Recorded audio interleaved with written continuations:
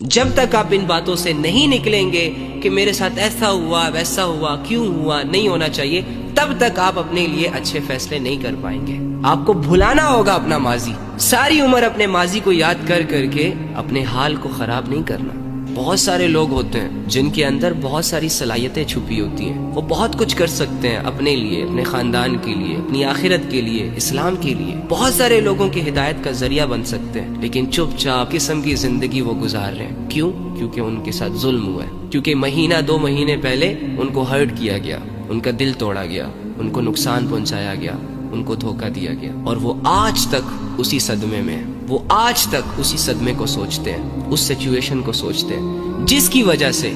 2 مہینے پہلے تو چلو کسی انسیڈنٹس کی وجہ سے اس کی زندگی برباد تھی، لیکن آج یہ اپنی سوچوں سے، اپنی اوور تھنکنگ سے اپنے آپ کو برباد کر کے رکھ رہا ہے۔ اور بہت سارے لوگ تو اللہ کے تعلق کی وجہ سے بھی پریشان ہیں، اس وجہ سے بھی اللہ کے پاس نہیں آ رہے کیونکہ مہینہ 2 مہینے پہلے یا سال 2 سال پہلے وہ خوب اللہ کی عبادتیں کرتے تھے، بیچ میں کسی وجہ سے ان کا اور اللہ کا تعلق ڈسٹرب ہو گیا، ان سے گناہ ہو گئے، خطائیں ہو گئیں، غفلتیں ہو گئیں۔ اب وہ اس بات کو لے کر بیٹھے ہوئے ہیں کہ یار سال 2 سال پہلے ہم کتنی اچھی عبادت کرتے تھے، آج تو ہم سے ہو ہی نہیں رہی۔ حالانکہ ان سب کو چاہیے کہ گزرے ہوئے کل کے بارے میں یہ لوگ بالکل نہ سوچیں۔ اگر 2 سال پہلے اللہ کے ساتھ تمہارا تعلق سٹرونگ تھا عبادات کی وجہ سے، اور بیچ میں کچھ گیپ آ گیا، بیچ میں کوئی غفلتیں آ گئیں، گناہ آ گئے، نفس اور ہوس حاوی آ گیا، تو کوئی بات نہیں، آج میں رہ کر اللہ کے لیے ایک نیا سٹارٹ لے لو، ایک نئی زندگی شروع کر لو، نئی ایفرٹ سٹارٹ کر دو، نئی سٹرگل سٹارٹ کر دو، پھر سے سب کچھ ٹھیک ہو جائے گا۔ لیکن وہ منو خیالی بوجھ جو آپ نے اپنے کندھوں پر، اپنے سروں پر رکھا ہوا ہے، اسے اتاریں، ریلیکس ہو جائیں، اپنے آپ کو مظلوم سمجھنا چھوڑیں، کمزور سمجھنا چھوڑیں، کیونکہ یہ سوچیں آپ کو سست کر رہی ہیں، اور سستی شیطان کی طرف سے ہے۔ شیطان بہت اچھے طریقے سے جانتا ہے کہ میں نے ایک انسان کو کس جگہ سے ہٹ کرنا ہے۔ جہاں آپ اپنی ویکنس سامنے رکھیں گے نا، شیطان نے اسی سے فائدہ اٹھانا ہے کہ اگر اس کو میں ماضی کے خیالات، ماضی کے حالات، ماضی کی باتوں میں لے جاؤں تو اس کا اچھا خاصا ٹائم برباد ہو سکتا ہے، یہ اللہ سے بدگمان ہو سکتا ہے، مایوس ہو سکتا ہے، اپنی عبادات کو چھوڑ سکتا ہے۔ تو شیطان آئے گا اور تمہارے ذہنوں میں